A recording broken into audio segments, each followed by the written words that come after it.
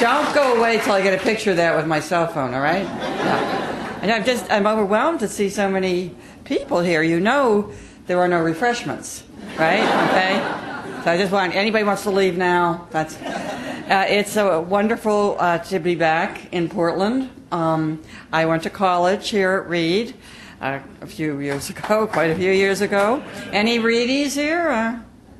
One, two, not too many. Okay, a few. And I never before wore my sunglasses in Portland before today. This is very unusual.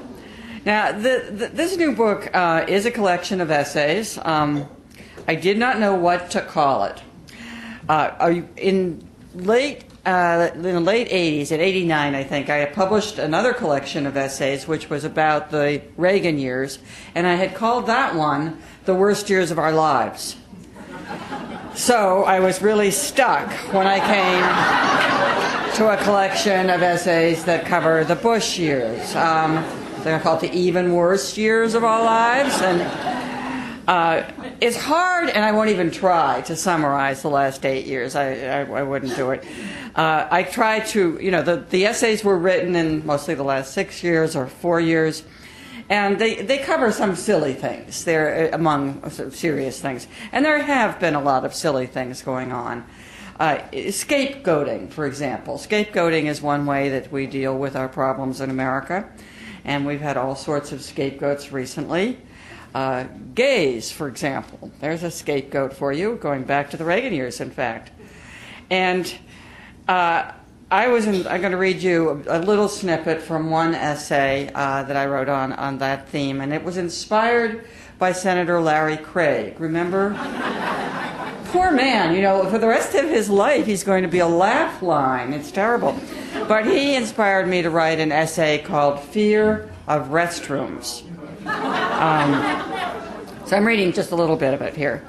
I don't suffer from fear of flying. It's fear of airports that cripples me. Anything could happen to you in an airport. You could be apprehended by the TSA, the DEA, and as we learned from the Larry Craig case, by the Vice Squad. I'm at the point where I'm beginning to develop subsidiary phobias to Cinnabon, Sparrows, and most recently airport restrooms.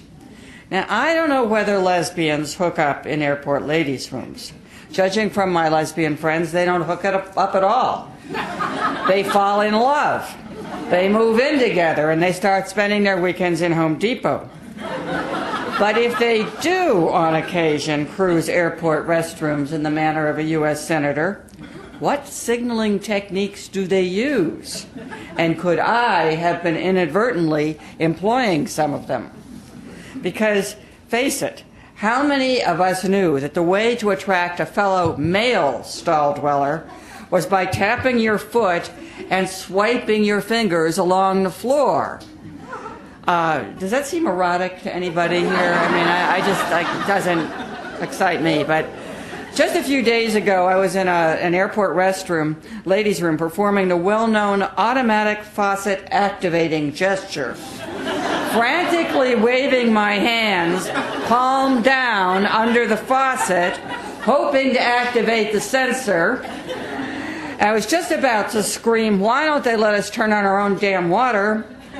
when I realized that the hand waving could be a signal. And that the lady in the next sink could be an officer of the law. I hastily abandoned the effort to wash. Now, this is all very strange when you consider that we're at the orange level of airport insecurity and have been for years. And there is no evidence that I know of that the 9/11 terrorists, that any of them, were closeted Wahhabist gays. And yet here is this effort to detect gay people in airports. Larry Craig, for example, was apprehended by a man apparently consigned to spend his entire day on the can, watching for errant fingers under the door. Possibly, this fellow has some intestinal issues that made this a necessary posting. But, this is a strange way to spend our law enforcement dollars, and another objectionable one. I just have to say one thing on the subject of gay marriage, which I'm sure isn't necessary to say in Portland, but I do go to a lot of places where I think it is necessary to say it. And the subject of gay marriage has been brought up again with California deciding that people who are married somewhere else can come there and still be married. And what I want to say is, if you don't like the idea of gay marriage, if you find it somehow distasteful and unnatural, do me a favor and do not marry a gay person. All right? End of discussion. Now, another scapegoat, illegal immigrants. You know, there is so much of that going on. There is so little mention, especially by Lou Dobbs, for example, about what immigrants actually do in this country, including the undocumented ones. But the Latinos have a word for it, which is trabajo. They've been mowing the lawns, cleaning the offices, hammering nails, picking tomatoes, not to mention dishwashing, diaper changing, meat packing, and poultry plucking. And quoting from one of my essays on this subject, the punitive rage at illegal immigrants grows out of a larger blindness to the manual labor that makes our lives possible. The touching belief common to the American upper classes that offices clean themselves at night and salad greens spring straight from the soil onto your plate. Another favorite scapegoat in the last 2 years, poor young African Americans. This is Bill Cosby's favorite target. He doesn't like the way they talk, the way they dress, and the fact that they don't name their children Bill. He feels that they've, quote, let him down, and he's a billionaire.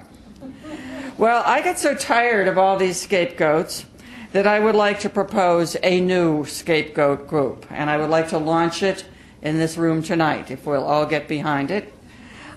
Fortunately, I'm a member of this group, and some of you are too, but anyway, I think it's worth it. Old white people. Think about it. They don't work. They don't like to work. They hang around. They lounge on park benches. They play canasta. And you know what allows them to do that? Government money. We can expect the Heritage Foundation to reveal any day now that some seniors are cashing in their Social Security checks for vodka and Viagra. Yes. And I remember how in the build-up to welfare reform in the 90s, you know, the pundits were saying, we've got to stop welfare. It causes poverty. About that. Well, in the same way, someone's going to announce pretty soon that Medicare causes baldness. There's a correlation, right? And the menace posed by the elderly is only getting worse because more and more of them are sinking into debt. What are they spending their money on? Well, I have to tell you, in many cases, drugs. Yes. How long before our streets are ruled by geezer gangs mugging us to support their insulin and beta blocker habits? Now, of course, the purpose of scapegoating is always to distract us from what's really going on. And what's really been going on, certainly in the last year, but in the years leading up to this too, is that most people are getting a lot poorer. I spent years, when my book Nickel and Dime came out, trudging around this country talking about the working poor. And I know I spoke to audiences who thought that was a pretty exotic concept. Who were these people? You know, what did they look like? But in the last couple of years, more and more people have been living in their own personal recessions, even before well, I guess it's not even official yet. It's a crisis, but it's not a recession. In fact, I guess it's not really anything to worry about because the president told us yesterday to take a deep breath. You know, more and more people have been seeing their wages decline. Wages have been flat or actually falling for ordinary people. Their health benefits shrink. Their home equity disappear. Their jobs disappear. And now, of course, gas and food prices going through the roof for those who are lucky enough to have a roof who have not yet been foreclosed on. And along, of course, with those perennial sources of inflation, healthcare costs and college tuition. I just want to say a little bit about higher education and those costs, because I have a section on that in my book. And anybody here been to college? No. Good. Anybody been to college recently? All right, then you know what's going on. I want to say, first of all, because I think there might be, some kind of defenders of higher education in the room, I strongly believe that everybody should be able to study whatever they want at any point in their lives, free, like in, like in some other countries. And I don't care what you study, Mandarin, number theory, particle physics. I'd like to see a lot more people studying those things than studying management and finance. But when young people are told they need to accrue tens of thousands of dollars of college debt for the mere possibility of getting a job that might pay more than $30,000 a year, that is a scam. And that's what's been happening. You might as well skip the debt and go straight to that job at Starbucks, if you can find a Starbucks that's still open in a few weeks. Now, I just read you a little bit from an essay here on college costs. When I realized they were more than tuition, but also fees coming at you from all ends. So I did this in the form of a satirical letter to incoming students at college. And so let me read a little bit from this.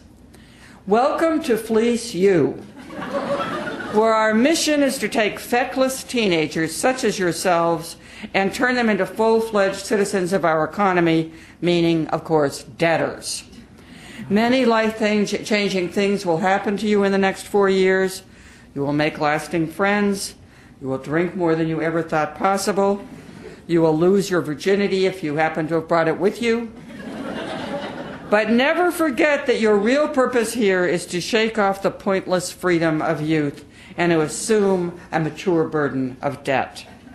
To this end, we have just raised our tuition to keep up with George Washington University, which is now $50,000 a year. And by the way, colleges do raise their tuitions to keep up with other ones because it would look bad to have a lower tuition. You will also find us charging a plethora of fees, not just the student activities fee and familiar fees like that. Whatever is a student activities fee, I don't know. In addition, we will be experimenting this year with a snow removal fee, a lecture hall seat use fee, and the installation of pay toilets in the dorms.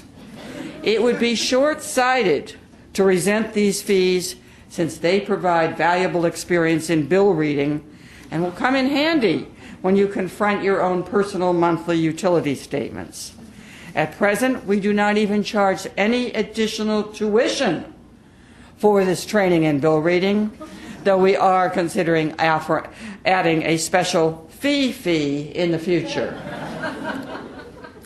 My advice, if you're a parent here of young children or teenage children, do what I did. Do everything you can to discourage your children from going to college. Really, this is what I did. No baby Einstein for you, I said. Back to the television set. Now, it didn't work. They were sneaky, but I think that's the best way out of it. I have a lot to say about healthcare in this book. Maybe I'm too harsh. Maybe I don't see enough of the bright side of the American healthcare system, because I read just a couple of weeks ago that 41 million Americans are getting prescription drugs in their drinking water. Yeah, free. Oh, that's antidepressants. It's all sorts of things are just right there in the drinking water. Anyway, I got really upset when Bush vetoed for the second or third time, I don't remember, an expansion of the state children's health insurance program, S-CHIP. So I wrote an angry essay, which I will read a little bit of. This year, Americans will spend about $10 billion on health care for their pets, up from $7 billion 5 years ago. New York's leading pet hospitals offer CT scans, MRIs, dialysis units, and even a rehab clinic featuring an underwater treadmill, perhaps for the amphibians in your household. I talked to a professor who consults to pet health facilities, and she justified these expenditures on pet health by pointing out that pets are, after all, quote, part of the family. Well, there's another category that might reasonably be considered part of the family. True, they are not the ideal companions for busy young professionals. It can take 2 or 3 years to housebreak them. Their standards of personal hygiene are lamentably low, especially compared to cats, and large numbers of them cannot learn to sit without the aid of Ritalin. I'm talking about children, of course. And, thinking about this, I got a little concerned about my 3-year-old granddaughter's health insurance. So I went to the website of VPI Pet Insurance, one of the nation's largest animal companion health insurers, to see what kind of policy I could get for her. In the application form, I listed her as a 3-year-old mixed-breed dog, a description which was made somewhat plausible by the fact that her first words, spoken at the remarkable age of 10 months, were ruff, ruff, and doggy outside. When I completed the form and clicked to get a quote, I was amazed to see that I could get her a premium policy for a mere $33 a month. But you may be wondering, could a veterinarian handle common children's ills? On the hopeful side, let me cite the case of Diamante Driver, a 12-year-old boy who died recently from an abscessed tooth because he had no insurance and his mother could not afford the $80 to have his tooth pulled. Could a veterinarian have handled this problem? Absolutely. So here's my proposal. If we can't have universal single-payer health insurance, here's our fallback demand. Please make veterinary care available to all Americans. Seriously. Do you know that an estimated 18,000 Americans die every year for lack of health insurance, which is 6 times as many people were killed in the terrorist attacks on 9/11? Now, for decades, poverty and economic misery has been seen by pundits and sometimes even sociologists as an isolated, quote, social problem. It is not. It is the flip side of an enormous bubble of wealth that has grown up at the other end of the social spectrum. And that is the connecting theme of this new book. We are a highly polarized society. I urge you to read the issue of The Nation 2 weeks ago, that came out 2 weeks ago, about the new inequality in America. The only group that has seen serious income growth in recent years is in the top 1.5% of the income distribution. Sales of private jets are soaring, while low-wage people take multiple bus trips to get to work. The market for cosmetic surgery is booming, while 47 million Americans, of course, have no access to basic care. The rich can afford Congress people, while more and more Americans struggle to buy lunch. If there is a social problem here, all right, thank you. If there's a social problem here, it isn't the poor, it is the super rich. We do the work, they get the wealth. Here's a statistic to chew on that comes from that issue of The Nation. The richest 1% of Americans now have more wealth collectively than the bottom 90% of Americans. While our infrastructure decays, while 60,000 jobs are lost every month, and have been since the beginning of this year, while oil prices are driving up the costs of everything we consume, That top 1% is sitting on $20 trillion, and the oil companies are as happy as pigs in shit. Not to mention that we are spending $12 billion a month on the war in Iraq. Now, when you say this, somebody is bound to say, but aren't you talking class warfare? Isn't this class warfare? Damn straight. That's what it is. But I did not start this war. You did not start this war. The other side did when they decided we could live on less and less while paying more and more for everything. And it is time we fought back. To just quote from myself here, well, how many wake-up calls do we need, people? How many broken levees, drowned cities, depleted food pantries, people dead from lack of ordinary health care? We approach the end of the 21st century in a bleak landscape cluttered with boarded-up, foreclosed homes and littered with broken dreams. The presidential candidates talk about change, but don't bother to articulate what kind of change. Why don't we dare say it? The looting of America has gone on too long, and the average American is too maxed out, overworked, and overspent to have anything left to take. We need a new deal, a new distribution of power and wealth, if we would like to restore the beautiful idea that was America. Thank you.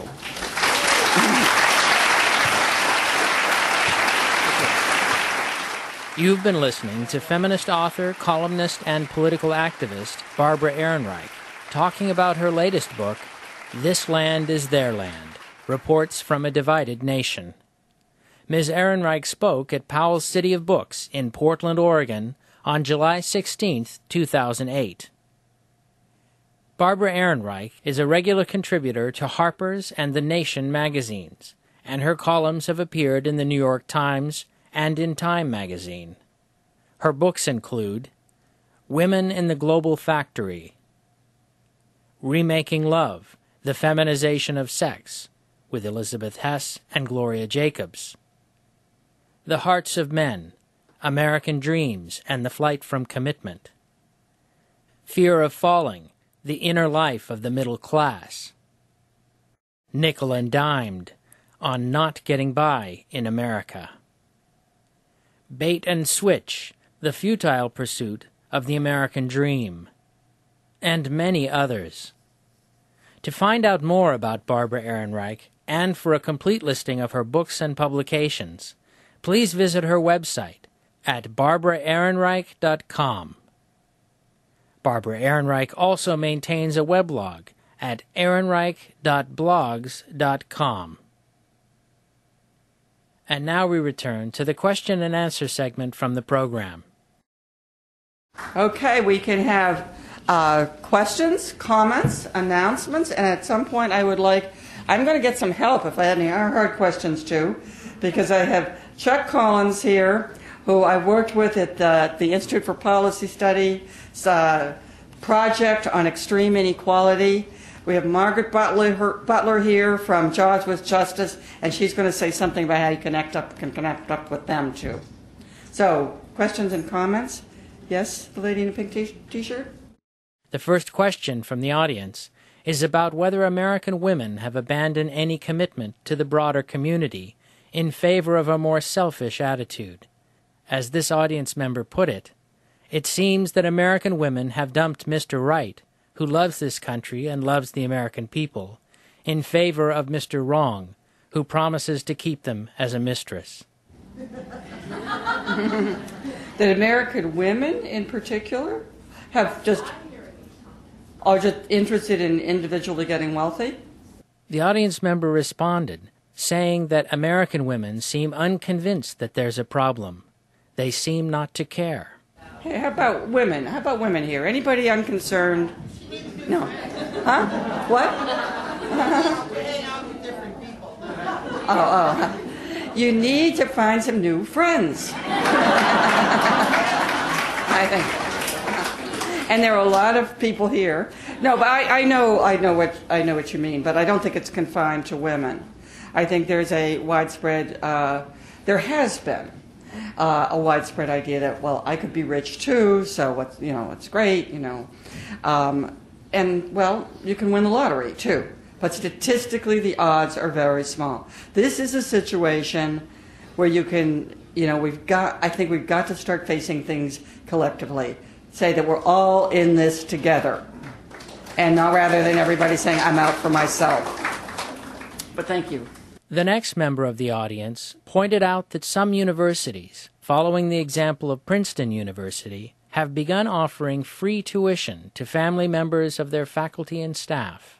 No, I think it's wonderful that some of the Ivy League, the most expensive colleges, I think have begun to be a little worried.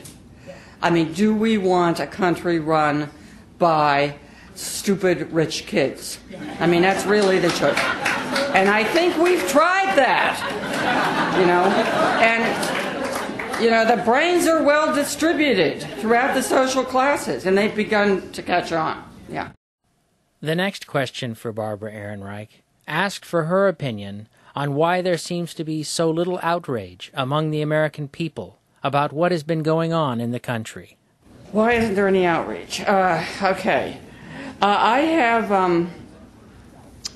first let me say why. I've done some things to keep that repressed. One is fear.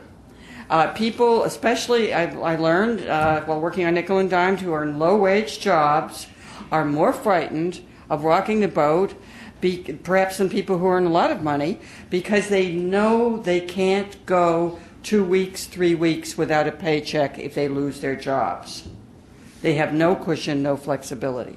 So poverty itself is terrifying in that way. Another thing I think that affects people at all levels, and I'm actually writing a book about this now, is positive thinking. I'm writing a book now about positive thinking in American culture and how evil it is.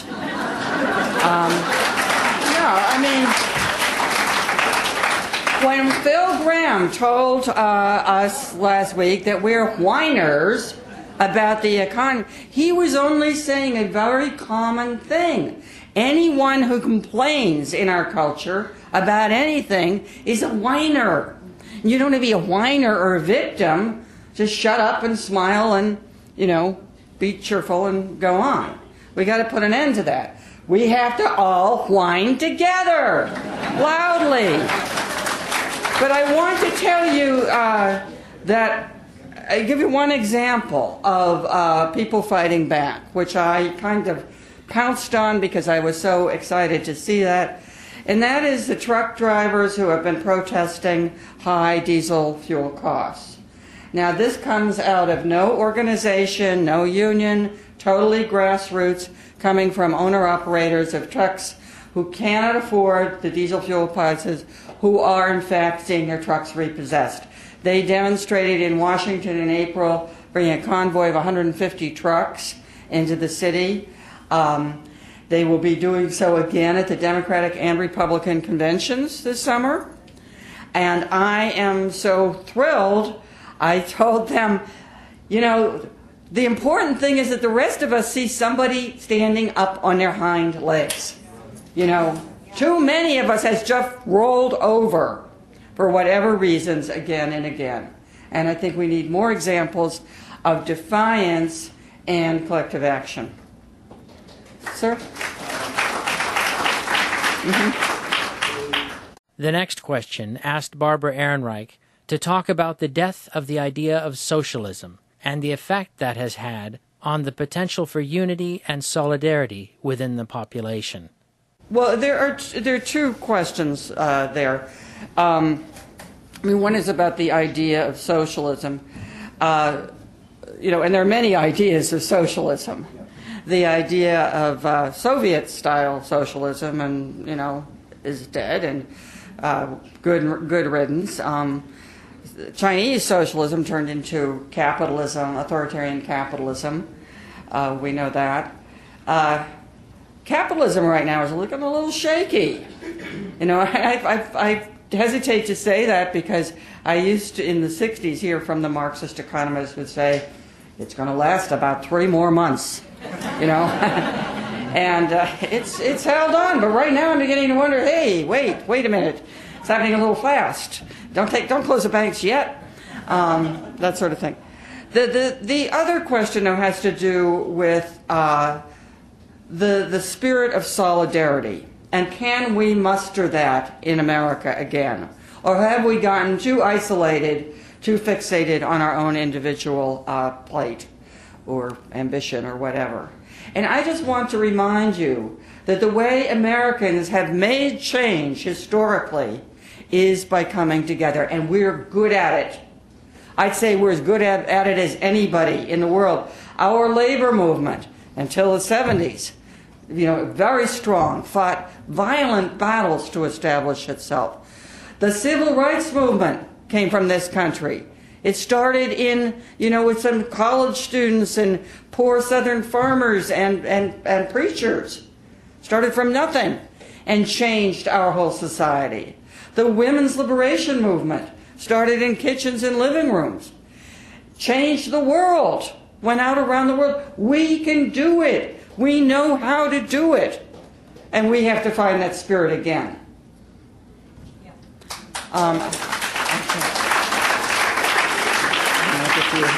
Yeah, sir? The next question from the audience was about the issue of limited bathroom breaks in the workplace. This audience member asked if there have been any legal efforts to challenge restrictions on bathroom breaks on the basis of the likely health consequences, such as urinary tract infections. The right to pee, yeah. I'm glad you brought this up, because this is one of my favorite subjects, bathroom breaks. And, when I was working in those low-wage jobs for nickel and dimed, I discovered they're not a human right. In fact, in some places I worked, bathroom breaks were so infrequent that I started looking back with nostalgia on that drug test they give you at the beginning. That could be your last chance. I'll tell you. But it's an ugly picture. It really is. There's an academic book written about bathroom breaks by a couple of professors at the University of Iowa, and the title tells it all. It's called Void Where Prohibited. And they talk about situations for women workers who have to stand in one place for hours, like cashiers and assembly line workers, where those women have taken to wearing adult diapers to work. But of course, one of the consequences can be urinary tract infections leading to kidney infections.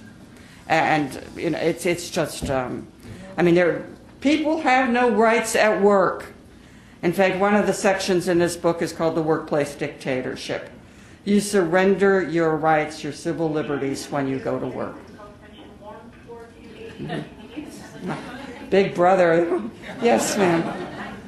The next question for Barbara Ehrenreich was about the sense of entitlement that many young people feel today. This member of the audience asked how we can expect young folks to be concerned about issues of poverty and public health when they feel victimized if they don't have the latest mobile phone or other luxury items they see advertised on television. Well, some of this comes from the media. You do not see poor people on TV unless they've committed a crime. That's about it. In all the sitcoms and series, people have amazing apartments. Single people working as, I don't know what they are, legal assistant. What were they in Friends? I could never bring myself to watch it. Huge apartments. And then there is I will never see this, the movie Sex and the City. It's just a big advertisement for high-priced clothes. So, we have to fight that by being shabby role models. The shabbier, the better. Yes, sir. The next question was about the current downturn in the economy, asking whether an economic crisis might be the most effective way of bringing the poor and the working class together with the middle class in this struggle. Is it possible that it will be a severe recession that brings some New Deal reforms to our society. Well, I think that's a good point. I call that kind of outlook the worseism. If things get worse, things will get better. But I just want to say that nothing happens automatically. That won't happen unless you and I and all of us are out there helping make it happen, knitting people together, showing them their common interest. We have a part. The audience member responded, arguing that the middle class in this country won't listen, that you can't talk to them until they've been humbled. Can't talk to them until they're homeless? No. We certainly can't talk to them if they don't have their cell phones. No, I think we don't have to wait till people are destitute to appeal to their common interest. Yeah.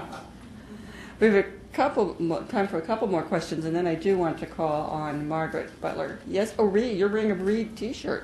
The next question is about the role that academia plays in perpetuating the class systems in America. She gave the example of Reed College, the way their admissions policy functions to reinforce class divisions. Yeah. No, that's a good question. I think they do need to acknowledge that, that the academy plays a role in the reproduction of the class system. That if you get into a more elite school, you're slated for a more elite slot in life, and whether you get into that more elite school depends a lot on what your own, financial and class background were. There's no danger from Reed, though. I read my alumni report. I read the alumni news, and there will be so-and-so from the class of '64 who has been raising sheep in New Zealand for the last 30 years. Hardly anybody gets a job out of reading. So that's a comfort. I haven't worked in, 30 years? You got a job application? What is it for, Starbucks? What? This is actually a Starbucks application. I think I'm going to before Okay. A working Reed alum. All right. Pretty interesting concept. That reminds me that nobody has asked the question I've been asked at every stop so far in my book tour, and I'm relieved you didn't ask it. And that is, what about Obama? Is he going to solve all these problems? Is he backpedaling too far to the right? All of you and 75,000 other people probably went to his rally a couple of months ago. No, you didn't. No, you probably did. Yeah. Well, I just have one thing to say about that. He'll be as good a president as we make him. Don't trust any politician. Any of them. Only if we make them accountable will they be accountable. Only if we are building the mass social movements, that light a fire under him, will we get any change out of him. And I don't say that to be disparaging. I just say that because it's true of anybody. Now, I do want to. I want to ask Chuck Collins to say a couple words. This is Chuck from the Project on Extreme Inequality. I was just going to say, Barbara mentioned this working group on extreme inequality and the special issue of The Nation. If you're interested in getting a copy sent to you and being on our list, I'm going to just have a clipboard during the book signing and going around. And one of the things that we're doing is a contest called Name Our Epoch. We're working on a whole bunch of issues around progressive taxation. There's a group here in Portland working on keeping the inheritance tax, things like that. But you'll see on our website, extremeinequality.org, and in this issue of The Nation, we have a contest till the end of the month. And Barbara is one of the national judges. So what do we call this time that we're living in? Some people call it the Second Gilded Age, or the time of looting. So we're going to actually have this contest. And the three judges are Howard Zinn, Barbara Ehrenreich, and Walter Mosley. And so you can enter the contest at extremeinequality.org. What do we name this time? The prize is a private jet. Well, a model of a private jet. But also books signed by those three terrific authors. So If you're interested in being connected and want a copy of The Nation sent to you, I'm going to have the clipboard around.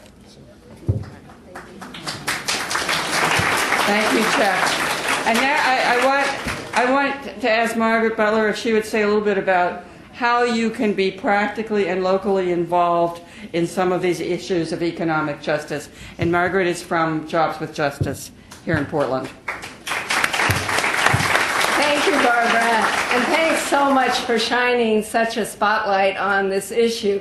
So if you want to take it to the streets, if you want to build collective action around economic injustice, one way to do it is by signing up with Portland Jobs with Justice. We're a 17-year-old coalition of 85 unions and community groups working on workers' rights issues, specifically the right to organize and bargain unions. So when workers in our community are actually fighting to improve their wages, get health care on their job, and have some respect and dignity, they get in touch with us and we turn people out to support them. And we have lots of fun in the streets. We also work on global justice, immigrant rights, and health care. And this is one way you can sign a pledge that says, I'll be there 5 times in a year, so you're committing 5 hours of your time in a year to support workers. And we build this network of relationships so that we can turn it around by collective action. Thanks. Thank you. Thank you, Margaret. And is there something people can sign with that? Okay. Oh, all right. Yeah, in almost every city I've been to on this trip, I've had people from Jobs with Justice, say something at the book signings. I was impressed by Jobs with Justice also in Los Angeles, which is involved with organizing immigrant car wash workers who are extremely exploited. So this is the group to plug into for immediate action on economic injustice. And I just want to thank you all for coming. And hey, we're going to turn this around, okay? Bye. You've been listening to feminist author, columnist, and political activist Barbara Ehrenreich talking about her latest book, This Land is Their Land, Reports from a Divided Nation. Ms. Ehrenreich spoke at Powell's City of Books in Portland, Oregon on July 16, 2008. To find out more about Barbara Ehrenreich and for a complete listing of her books and publications, please visit her website at barbaraehrenreich.com. This program has been brought to you by PDxJustice Media Productions.